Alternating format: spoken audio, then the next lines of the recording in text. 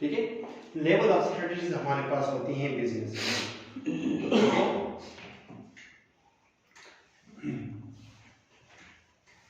सिर्फ अपने साथ ये हेडिंग पॉइंट नोट करें, ठीक है ना। तो बिजनेस में जो टिपिकल जो हमारे पास स्ट्रेटजीज होती है वो 3 किस्म के बेसिकली होती हैं, ठीक है, जिसकी बेस पे हम फॉर्म करते हैं या हायरार्की या हायरार्किकल पोजीशन को, ठीक है। तो यहाँ पर उसको हम ये बिजनेस स्ट्रेटजी जो होती है बेसिकली इसी कॉर्पोरेट स्ट्रेटजीज के अंडर लाई करती है, ठीक है, सही। तो इस वजह से नॉर्मली 3 स्ट्रेटजीज हम डिफाइन करते हैं, ठीक है। कॉर्पोरेट स्ट्रेटजीज हम क्या किस लिए होती है कॉर्पोरेट लेवल पे? कॉर्पोरेट स्ट्रेटजी हम जिसमें हम कॉर्पोरेशन जो होती है डिस्क्राइब करती है कंपनी की ओवरऑल डायरेक्शन, ठीक है, कि कंपनी की ओवरऑल डायरेक्शन क्या हो सकती है, ठीक है, toward the growth of the corporation by managing business and product line, ठीक है ना।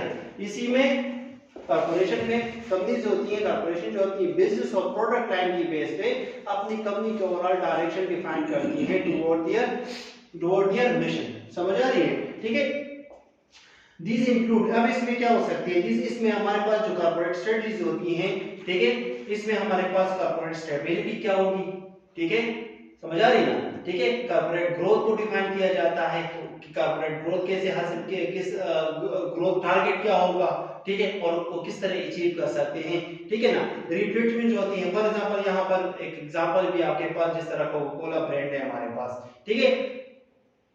तो कोका कोला ब्रांड जो होता है उनकी जो भी उनका जो गोल होता है, टारगेट होता है, ठीक है, उस टारगेट को अचीव करने के लिए वो एक ग्रोथ स्ट्रेटजी इन्होंने अडॉप्ट की है बाय एक्विजिशंस, बाय एक्विजिशन।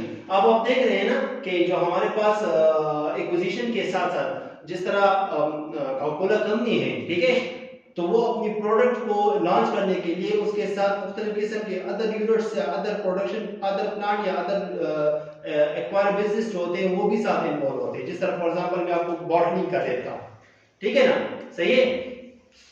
तो बॉटलिंग अगर हम उसका जो अपना वो है, फॉर एग्जांपल सपोज करते हैं कि कोका कोला कंपनी जो अभी एक्वायर कर रहे हैं किसको, बॉटलिंग यूनिट या बॉटलिंग प्रोडक्शन है, ठीक है। तो बॉटलिंग के लिए वो अपने दूसरे उन्होंने तो अभी सब यूनिट किया होगा, लेकिन अपने साथ दूसरे प्रोडक्शन यूनिट भी साथ इसको क्या कर रहे हैं, एक्वायर कर रहे हैं, और उसकी बेस पे जो अपना उनका जो कोर प्रोडक्ट है वो एंड कंप्लीट करते हैं, समझ आ रही है ना, ठीक है। फॉर एग्जांपल मतलब ये है कि अपनी प्रोडक्ट को लॉन्च करने के लिए उनके साथ जो अदर यूनिट्स होते हैं, प्रोडक्शन होते हैं, ठीक है, वो भी साथ अपनी ग्रोथ को अचीव करने के लिए शामिल करते हैं, ठीक है, या अपने साथ अपनी स्ट्रेटजीज में अडॉप्ट करते हैं या शामिल करते हैं, ठीक है ना।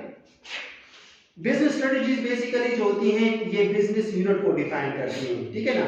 बिजनेस यूनिट हो गई या प्रोडक्ट लेवल जो होता है, जिसमें कहते हैं कि emphasise the improvement of the competitive position of the firm product और सर्विस इन इंडस्ट्री और द मार्केट सर्व, ठीक है ना। बिजनेस स्ट्रेटजी जो होती है, ठीक है, फॉर एग्जांपल आप बिजनेस कर रहे हो, ठीक है, तो बिजनेस में आप एक प्रोडक्ट या एक सर्विस को क्या करते हो, ऑफर करते हो, ठीक है ना। तो उस बिजनेस उस प्रोडक्ट और सर्विस का ताल्लुक एक आपके यूनिट से होता है, यानी आपके बिजनेस या आपके प्रोडक्शन यूनिट से होगा, तो उसके लिए आपके पास होती है बिजनेस स्ट्रेटजीज होती है, वो आप डिफाइन करते हो, जिसमें आप अपने प्रोडक्ट से रिलेटेड जो भी आपकी एक्टिविटीज होती हैं, जो भी आपके प्लान्स होते हैं, वो आप डिफाइन करते हो और उसकी बेस पे आप उसको लॉन्च करते हो, समझ आ रही है, यानी कि जिससे आप अपने बिजनेस यूनिट को स्ट्रॉन्ग कर सकते हैं। तो बिजनेस यूनिट ये बेसिकली बिजनेस स्ट्रेटजी होती है, ये बेसिकली फॉल करती है कॉर्पोरेट स्ट्रेटजीज के अंदर।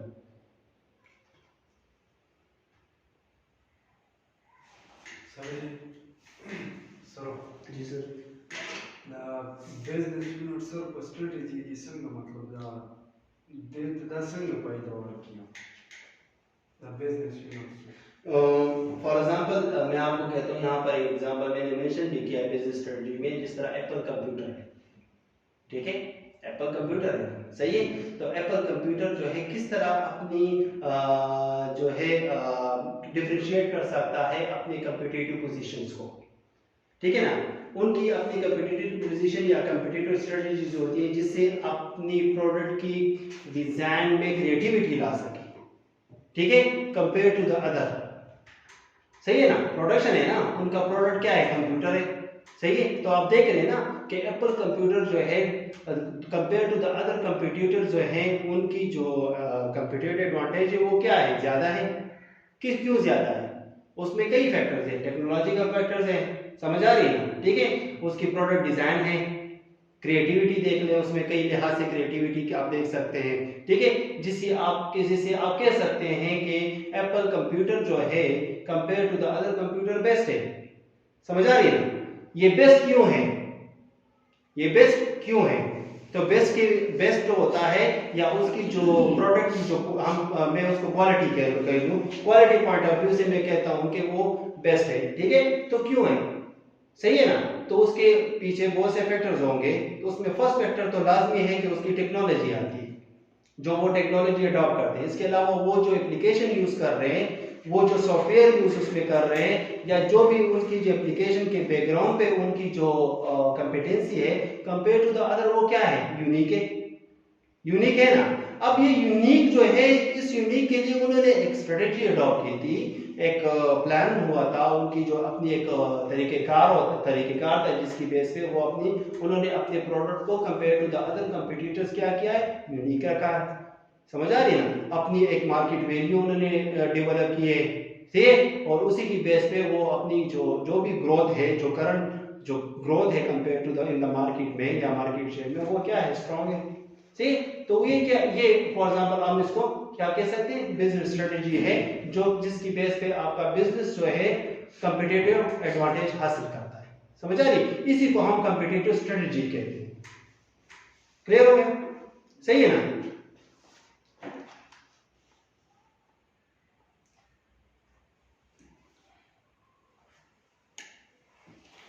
इसके बाद फंक्शनल स्ट्रेटेजी, ठीक है, सही है। अब ये तमाम जो है अगर आप देख लेना तो फंक्शन वाइज इसको आप डिफाइन करते हैं, ठीक है, जिसमें आपकी स्ट्रेटेजी जो आपकी किसी फंक्शन या यूनिट को फंक्शन बेस पे आप इसको क्या करते हो, कंपेयर करते हो, ठीक है ना।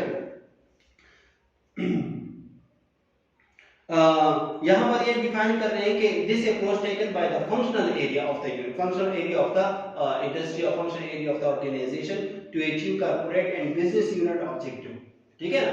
अब फंक्शनल एरिया में फॉर एग्जांपल आपके पास एक ऑर्गेनाइजेशन है, ठीक है, तो ऑर्गेनाइजेशन में आपके पास जो भी आपका आउटपुट है या प्रोडक्ट है, ठीक है ना, सही है। तो हर यूनिट का अपना एक फंक्शनल रोल होता है, ठीक है। और फंक्शनल रोल जो होता है उस फॉर एग्जांपल ऑपरेशन में, तो ऑपरेशन में हम क्या करते हैं, ऑपरेशन में अगर हम मैन्युफैक्चरिंग सेटअप की बात करते हैं तो उसमें आप क्या करते हो, अपनी प्रोडक्ट की इनपुट को कन्वर्ट करते हो आउटपुट में। समझ आ रही है ना, ठीक है। और उस आउटपुट प्रोड्यूस करने का एक स्पेसिफिक पर्पस या मकसद होता है, ठीक है। यानी क्या कहते हैं कि मैं बिजनेस है वो प्रॉफिट अर्न करना चाहती है, अपनी सेल को इंक्रीज करना चाहती है, मार्केट डिमांड जो है, कस्टमर डिमांड जो है या सॉरी कस्टमर जो उनकी नीड होती है उनको फुलफिल करना चाहती है, ठीक है, या मार्केट पोजीशन को स्ट्रॉन्ग करना चाहती है, या मार्केट रिपुटेशन करना चाहती है, या ग्रोथ हासिल करना है, जो भी उनका टारगेट या गोल होता है, ठीक है। तो उसके लिए ऑपरेशन जो है वो अपने फंक्शंस को परफॉर्म करता है और उसी के जरिए अपनी जो कॉर्पोरेट या बिजनेस की जो गोल्स होते हैं उसको अचीव करते हैं। समझ आ रही है ना, ठीक है। अब ऑपरेशन जो हो गया वो उसका फंक्शन बन जाता है, और उस ऑपरेशन को परफॉर्म करने के लिए ऑपरेशन भी उसमें आता है, फंक्शन को परफॉर्म करने के लिए फंक्शन कोई स्ट्रेटजीज डिफाइन करता है, ठीक है ना। जिस तरह फॉर एग्जांपल हम लाइक वाइज अदर एग्जांपल देते हैं, जब फॉर एग्जांपल कोई इंडस्ट्री कोई यूनिट अपनी कस्टमर डिमांड जो होती है, ठीक है, हम बात करते हैं ना कस्टमर डिमांड की, ठीक है, फॉर एग्जांपल कस्टमर हो गए या अपनी क्लाइंट अट्रैक्शन होती है, तो उसके लिए हम एडवर्टाइजमेंट करते हैं ना, ठीक है। ये एडवर्टाइजमेंट जो होता है किसी कंपनी का, किसी ऑर्गेनाइजेशन का या किसी भी सेटअप का, क्या होता है, ये उनकी फंक्शनल स्ट्रेटजीज को डिफाइन करता है, जिसके जरिए वो अपने बिजनेस ऑब्जेक्टिव्स को अचीव करना चाहते हैं, ठीक है ना। फॉर वो कस्टमर डिमांड होता है, या सर्विस में हो सकती है, या प्रॉफिट हो सकता है, कुछ भी हो सकता है, या अपनी सेल को इंक्रीज करना होता है, ठीक है ना, या अपने प्रोडक्ट को लॉन्च करना होता है, सही, ठीक है। तो ये उसकी फंक्शनल स्ट्रेटजीज को डिफाइन करती है।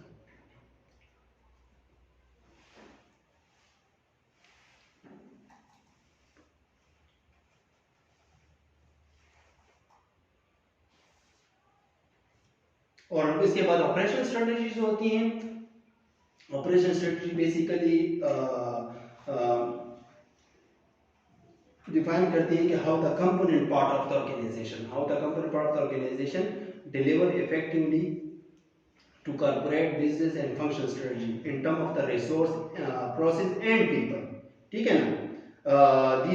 They are the departmental level and set periodic short term target for the accomplishment. ठीक है, सही ऑपरेशन है ना? ठीक है, तो जिस तरह मैंने कहा ऑपरेशन यूनिट होता है, तो ऑपरेशन यूनिट में आपके पास रिसोर्सेज इन्वॉल्व होते हैं, आपके मटेरियल रिसोर्सेज होते हैं जिसमें आपके ह्यूमन रिसोर्सेज में शामिल होते हैं, आपके आउट इनपुट प्रोसेस रिसोर्स, पूरा प्रोसेस शामिल होता है। ठीक है, उस प्रोसेस में तमाम चीज़ें आपके पास जो भी होती हैं वो आपके ऑपरेशन की बेस पे होती हैं। तो आप उसमें ये बेसिकली शॉर्ट टर्म होता है, लोअर लेवल हम इसको कह सकते हैं। ठीक है ना, स्टडीज कहते हैं, जिससे आप अपनी ओवरऑल ऑपरेशन को कंट्रोल कैसे करते हैं या उसको कैसे प्रोसेस करते हैं, तो वो आपके ऑपरेशन स्ट्रेटजीज में आ जाते हैं। ठीक है, तो यहाँ पर जो होता है पॉइंट, इस टॉपिक या लेवल ऑफ स्टडी का मकसद क्या था? लेवल ऑफ स्टडी का मकसद जो होती है इस हायरार्किकल पोजीशंस को डिफरेंशिएट करना था, क्योंकि हमने बेसिक मैनेजमेंट में हम पढ़ते हैं कि आपके पास ऑर्गेनाइजेशन में लेवल ऑफ मैनेजमेंट्स होते हैं, और लेवल ऑफ मैनेजमेंट में जो होता है मुख्तलिफ किस्म की अथॉरिटीज और रिस्पॉन्सिबिलिटीज परफॉर्म की जाती हैं। ठीक है, तो उन रिस्पॉन्सिबिलिटीज और अथॉरिटीज जो होती हैं उनका मकसद क्या होता है? स्ट्रेटजीज डेवलप करना होता है, स्ट्रेटजीज डिफाइन करना होता है। ठीक है, जिसके जरिए ही हर एक जो होता है हायरार्किकल जो स्ट्रक्चर होता है वो अपनी रिस्पॉन्सिबिलिटीज और अपनी अथॉरिटीज को यूज करते हैं और अपने जो ओवरऑल ऑर्गेनाइजेशन गोल होता है उसको अचीव करते हैं। ठीक है, तो उस लिहाज से लेवल ऑफ स्ट्रेटजीज जो होती है हम डिफाइन कर लेते हैं।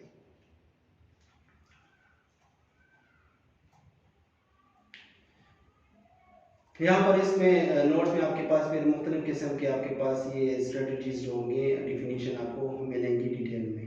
ठीक है,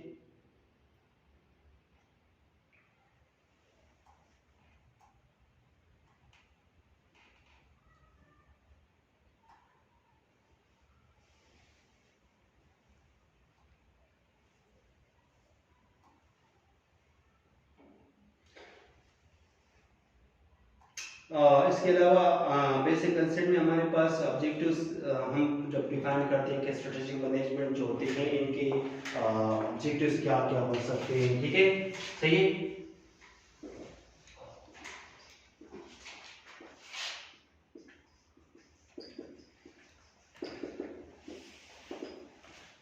तो आपके ख्याल में स्ट्रेटेजिक मैनेजमेंट ऑब्जेक्टिव्स क्या क्या हो सकते हैं?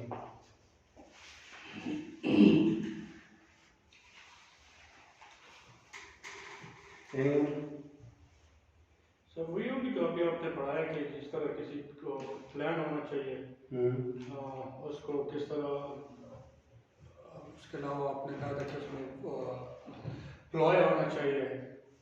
जी ठीक है, बिल्कुल, वो बिल्कुल बेसिक कंसेप्ट में हम यही डिफाइन करते हैं। तो वो हम स्ट्रेटेजिक ऑब्जेक्टिव्स में उसको डिफाइन करते हैं कि हमारे पास फॉर एग्जांपल फर्स्ट पॉइंट हम कह सकते हैं कि स्ट्रेटेजिक ऑब्जेक्टिव, अब ओवरऑल ऑब्जेक्टिव्स में स्ट्रेटेजिक ऑब्जेक्टिव्स क्या क्या हो सकती हैं। ठीक है, तो बेसिकली ओवरऑल ऑब्जेक्टिव जो स्ट्रेटेजिक ऑब्जेक्टिव्स होती है ना, बेसिकली ये फर्म की पोजीशन को डिफाइन करता है, फर्म की पोजीशन को डिफाइन करता है किसी भी मतलब ऑफिस पे लिहाज से। ठीक है, जिस तरह हम कहते हैं कि यहाँ पर एक कंसेप्ट है कि positioning the firm relative to the external force.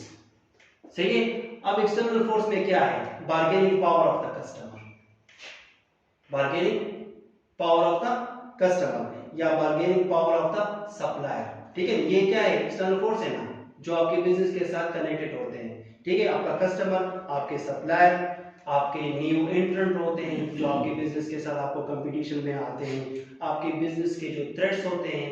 ठीक है ना, हम बात करते हैं SWOT एनालिसिस की, आप लोगों ने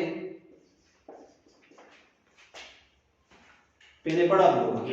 हाँ, strength, weaknesses, opportunity and threat. ये स्ट्रेंथ वीकनेसेस क्या होते हैं?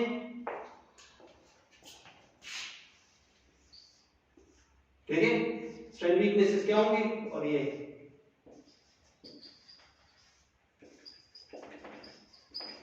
इसी तरह है। यस हाँ, ये दो जो होते हैं ये आपके इंटरनल होते हैं और दूसरे जो होते हैं आपके एक्सटर्नल होते हैं। इंटरनल जो होते हैं जिसके लिए जिसको आप क्या कर सकते हो, कंट्रोल कर सकते हो, रिड्यूस कर सकते हो, समझ आ रही है ना, ठीक है। कुछ ना कुछ हद तक आप उसमें बेहतरी ला सकते हो। कुछ ऐसे फैक्टर जो आपके क्या होते हैं, आपके कंट्रोल में नहीं होते, कुछ भी हो सकता है, जिसमें हम कहते हैं पॉलिटिकल फैक्टर्स होते हैं, इकोनॉमिकल फैक्टर्स हो सकते हैं, सही ना, अदर फैक्टर्स हो सकते हैं, लीगल फैक्टर्स हो सकते हैं, ठीक है, जिसके आप जिसमें जिसके ऊपर आपका कंट्रोल नहीं होता, लेकिन आपके बिजनेस पे इफेक्ट तो करता है, ठीक है। तो उसके लिए हम क्या करते हैं, ये बेसिकली स्ट्रेटेजिक ऑब्जेक्टिव्स में हम उसको शामिल करते हैं कि उस फैक्टर को कैसे कंट्रोल किया कर सकते हैं। जो इंटरनल फैक्टर्स होते हैं वो तो आप कर सकोगे अपनी पॉलिसी से, अपनी स्ट्रेटजी, लेकिन एक्सटर्नल फैक्टर के लिए आपके पास क्या स्ट्रेटजीज हो सकती हैं जिससे आप उसको जिसके जरिए आप अपने आप को प्रोटेक्ट कर सके फ्यूचर में, सही है ना। तो ये स्ट्रेटेजिक ऑब्जेक्टिव हमारे पास उसमें शामिल होती है, ठीक है। एग्जांपल में हम ये कर सकते हैं स्ट्रेटेजिक ऑब्जेक्टिव में कि आप अपनी मार्केट शेयर को किस तरह एक्सपेंड करते हैं, ठीक है ना, किस तरह एक्सपेंड कर सकते हैं। अब मार्केट शेयर जो होगा किसी सिंगल उसका नहीं होता, बल्कि उसके साथ कई मार्केट जो होते हैं जो आपकी शेयर्स को इफेक्ट कर सकती है, ठीक है ना। आपकी प्रॉफिट पोजीशन हो सकती हैं, आपकी बिजनेस क्वालिटीज हो सकती हैं, आपकी अपनी स्ट्रेटेजिक पॉलिसीज हो सकती हैं, ठीक है, आपकी कस्टमर लॉयल्टी हो सकती है, कस्टमर डिमांड हो सकती है, आपकी मार्केट पोजीशन हो सकती है, आपकी compare to the other competitor आपका कंपटीटिव एडवांटेज या कंपटीटिव ग्रोथ हो सकता है, सही है। तो उसी से आप अपनी मार्केट शेयर को क्या कर सकते हैं, डेवलप कर सकते हैं, उसमें इंप्रूवमेंट ला सकते हैं, उसमें क्या कर सकते हैं, इनहांसमेंट ला सकते हैं, सही है ना। इसी तरह मार्केट पोजीशन को चेंज करना, ठीक है ना, और अपनी कंपटीटिव जो कॉस्ट होती है, ठीक है ना, जिस इसी कंपटीटिव कॉस्ट पे हम कंपटीटिव एडवांटेज हासिल करते हैं, ठीक है ना, अपनी कंपटीटिव एडवांटेज या कंपटीटिव ग्रोथ हासिल करते हैं। तो ये ही आपकी स्ट्रेटेजिक ऑब्जेक्टिव्स में को डिफाइन करती हैं और इसी से इसी मकसद यही होता है कि हम उसको अचीव कर सकें। सेकेंड ऑब्जेक्टिव जो होते हैं वो हो सकता है आपके ऑब्जेक्टिव स्ट्रेटेजिक मैनेजमेंट का मकसद जो होगा वो सेकेंड ऑब्जेक्टिव होगा फाइनेंशियल ऑब्जेक्टिव्स, सही है ना।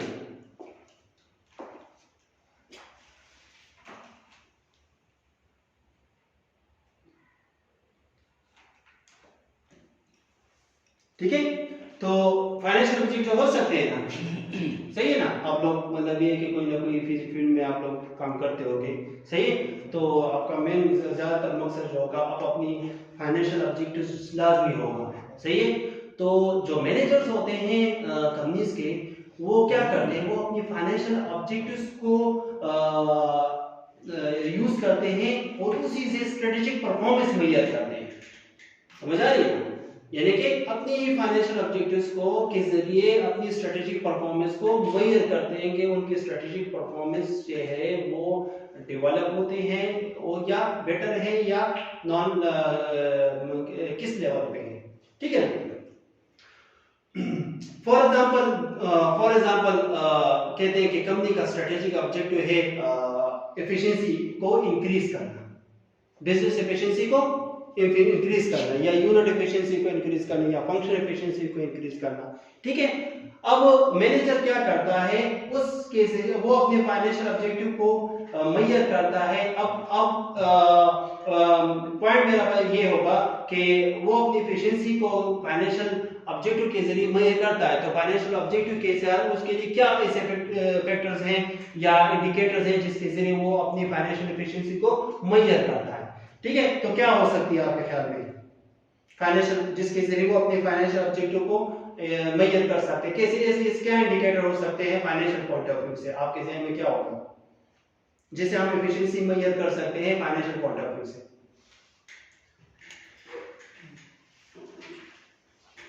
क्या हो सकती है, सेल हो सकता है, ठीक है, ठीक है, रिटर्न ऑन एसेट हो सकता है, ठीक है। डिविडेंड भी हम बेसिकली प्रॉफिट बेस पे आते हैं, ठीक है, सही है। रिटर्न ऑन कैपिटल हो सकता है, ठीक है, आप एक बिजनेस में कैपिटल इन्वेस्ट करते हो ना, ठीक है, तो उस कैपिटल के आउटपुट को आप कहां से मुहैया करते हो, कैसे मुहैया करते हो, समझ आ रही है ना? ठीक है, यही आपकी एफिशिएंसी को डिफाइन करता है। क्लियर है? सही है। तो उसी से अपनी स्ट्रेटेजी परफॉर्मेंस जो होता है मैनेजर क्या करता है, मुहैया करता है। अगर वो अपने फाइनेंशियल ऑब्जेक्टिव्स को अचीव करता है, इसका मतलब है कि जो स्ट्रेटजीज जो अडॉप्ट की गई थी for achieving the financial objectives, वो क्या है, बेटर है। ठीक है, और फिर मजीद उसमें आप इंप्रूवमेंट ला सकते हो। ठीक है, तो ये इसके फाइनेंशियल ऑब्जेक्टिव्स हो सकते हैं। इसके बाद इसी तरह ऑब्जेक्टिव में जो होता है शॉर्ट रन ऑब्जेक्टिव्स हो सकते हैं और लॉन्ग रन ऑब्जेक्टिव भी हो सकते हैं। ठीक है ना?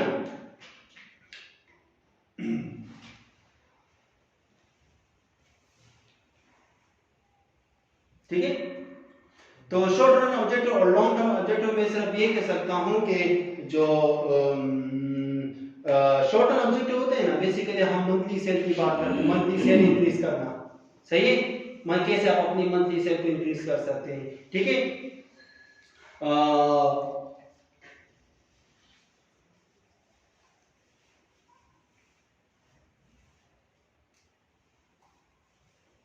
सही है।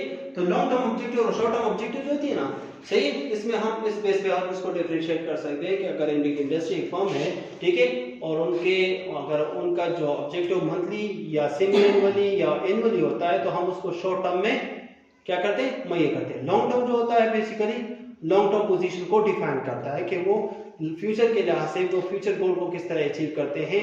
ठीक है, फ्यूचर में इसी मंथली सेल को या इसी ईयरली सेल को वो ईयरली वाइज कैसे इंक्रीज कर सकेंगे, ईयर टू ईयर उसमें ग्रोथ कैसे ला सकेंगे। ठीक है, तो उसके लिए फिर वो जो ऑब्जेक्टिव स्ट्रेटजी डेवलप करते हैं, तो वो उनके लॉन्ग टर्म ऑब्जेक्टिव्स में आ सकते हैं। ठीक है ना?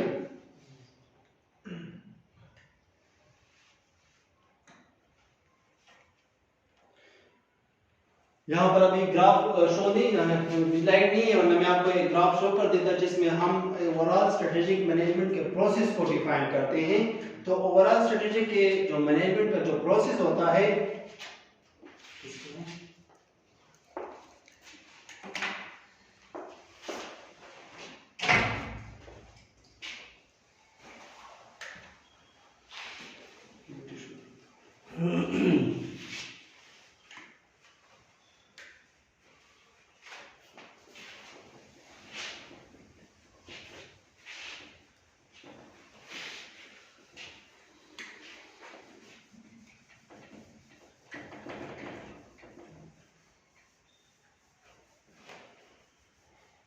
आप लोग किया स्टार्ट क्लास नहीं है सर, हाँ है।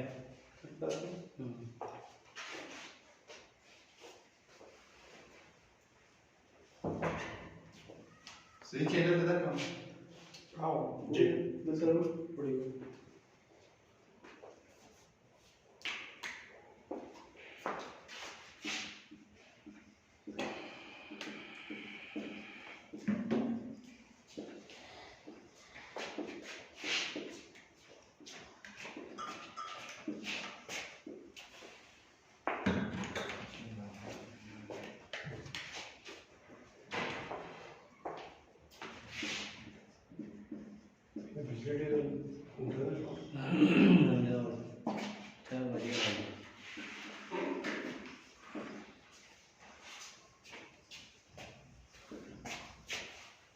सर आशीर्वाद सही है ये भी ठीक है सर दुआ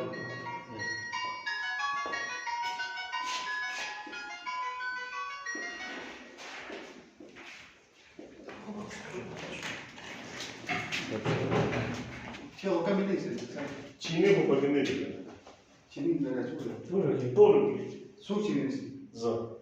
तो चीनी सी लगा ताला बिस्तर Посмотрим, porque eu que lembro como Sei, na sua lista de Dacă ce erau?